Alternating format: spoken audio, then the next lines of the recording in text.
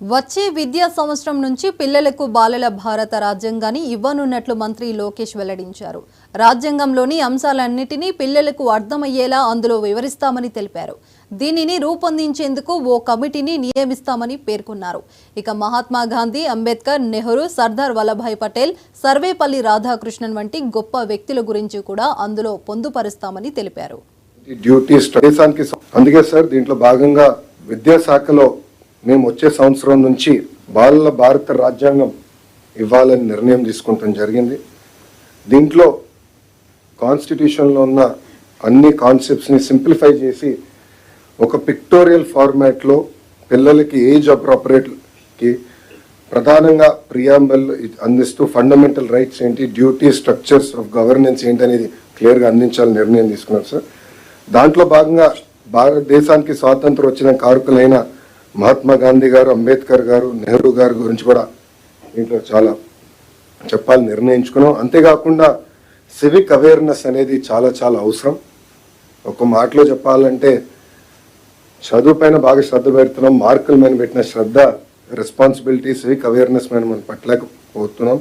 దానివల్ల సమాజం తీవ్రంగా నష్టపోతుందని మేము భావించి principles of justice, equality and fraternity పెట్టాలని మేము నిర్ణయించుకున్నాం.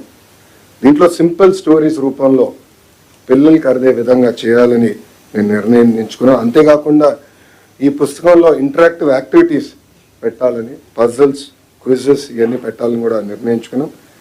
అంతేకాకుండా రోల్ మోడల్స్ మన గాంధీ గారు కానివ్వండి, అంబేద్కర్ గారు కానివ్వండి, నెహ్రూ గారు కానివ్వండి, సర్దార్ పటేల్ గారు కానివ్వండి, మౌలానా ఆజాద్ గారు కానివ్వండి, సర్వేపల్లి రాధాకృష్ణ గారు కానివ్వండి, వాళ్ళ గురించి రోల్ మోడల్, సింపుల్ ప్రొఫైల్స్ కూడా ఏర్పాటు చేయాలని నిర్ణయించుకున్నాం సార్. దాంట్లో భాగంగా ఒక కమిటీ వేయాలని నిర్ణయించుకున్నాం. కాన్స్టిట్యూషనల్ లీగల్ ఎక్స్పర్ట్స్ ఒక పక్కన, ఎడ్యుకేటర్స్ ఇంకో పక్కన, children literature authors, illustrators, visual designers, social scientist, civic educators, policy makers, ప్రజాప్రతినిధులు, చైల్డ్ రైట్ ఆర్గనైజేషన్స్. సో వీళ్ళందరినీ ఒక కమిటీగా తీసుకొచ్చి ఒక కాంపిటీషన్ మార్గంలోనే ఈ బుక్ రూపొందించాలనేది మీ ఆదేశాల మేరకు మేము విద్యాశాఖలో చేస్తాం జరుగుతుంది సార్. ఇది వచ్చే సంవత్సరం నుంచి పిల్లలందరికీ అందించాలని నిర్ణయం తీసుకున్నాం.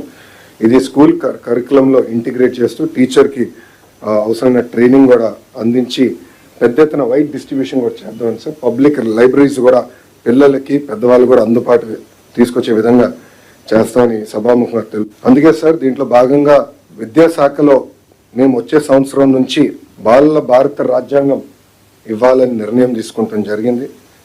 దీంట్లో కాన్స్టిట్యూషన్లో ఉన్న అన్ని కాన్సెప్ట్స్ని సింప్లిఫై చేసి ఒక